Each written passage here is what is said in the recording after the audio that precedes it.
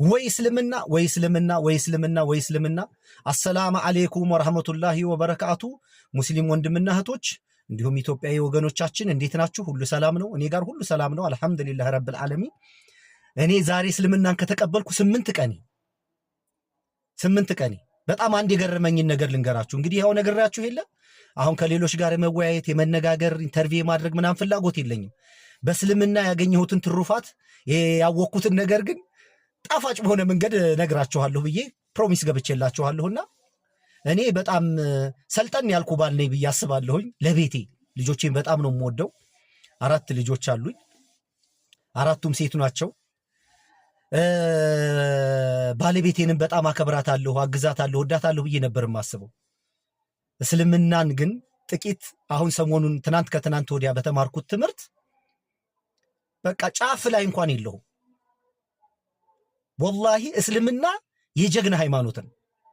የጀግና ሃይማኖት እስልምናን ኮሚትድ ሆኖ የጠበቀ አድርግ የተባለውን ነገር ያደረገ አታድርግ የተባለውን ነገር ያላደረገ ሰው በምንም ነገር ሰክሰስፉል ይሆናል ብዬ ነው የማምነው። ኮሚትመንት ያለው ሰው ይፈልጋል። በጣም በዲሲፕሊን የተሞላ ነው። የሚገርም ሃይማኖት ነው እና ለሴቶች የሚሰጠው ክብር ከአእምሮ በላይ ነው የሆነብኝ።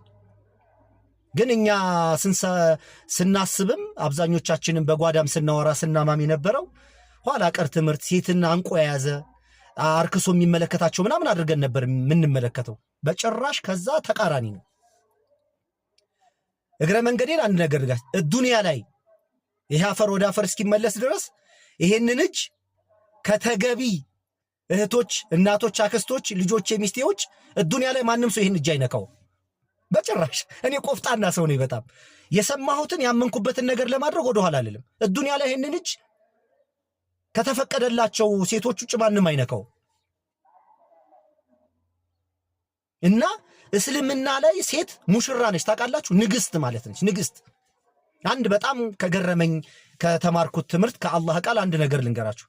አንድ ሴት ልጅ አርግዛ ወልዳ አምጣ ጡት እስክታስጥል ድረስ በመካከል ከሞተች ልክ እንደ አንድ ለእስልምና ዋጋ እንደከፈለች ተደርጎ ነው የሚቆጠረው።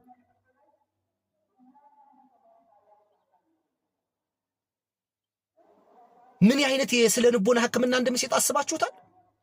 በምጥ መካከል ስታጠባ፣ ስታረግዝ፣ ስትወልድ፣ ስታሳድግ በዚህ መካከል ብትሞት ምን አይነት ክብር እንደሰጣት እስልምና አይታችኋል?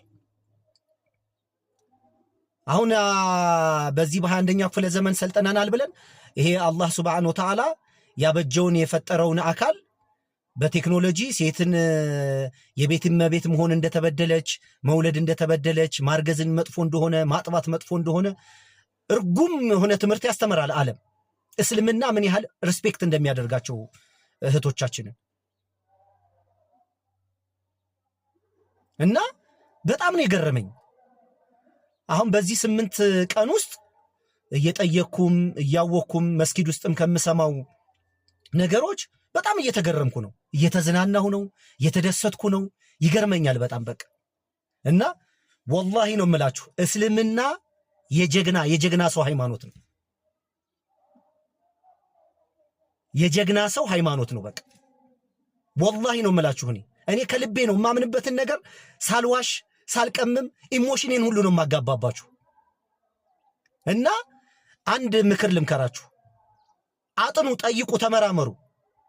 ዝም ብለን ፈዘን ደዘዘን ከምንቀር በተለይ ደግሞ እንደኔ መንፈሳዊ ሆናችሁ ሶርስና ምንጭ አለ ብላችሁ የምታምኑ እግዚአብሔር ፈጣሪ አለ ግን አይመለክም አይካድም ማንነቱ በሁሉ ፍጥረት ስርዓት ውስጥ ተገልጧል ይኖራል ብላችሁ የምታምኑ ወንድምና እህቶች ጠይቁ፣ ተመራመሩ። ያ ሶርስና ምንጭ የምንለው አምላክ እውነተኛው አምላክ ኃያል አምላክ ከፍጥረት ጋር የማይስተካከል በማንም የማይመረመር በማንም የማይተነተን ራሱ ካልገለጠልህ በስተቀር ያ አባት ያ ሶርስ ያ አምላክ ያ ጌታ አላህ ሱብሓነሁ ወተዓላ ነው። ያ ነው እውነተኛ መንገድ። ቴንክ ዩ ሶ ማች። መልካም ቀን።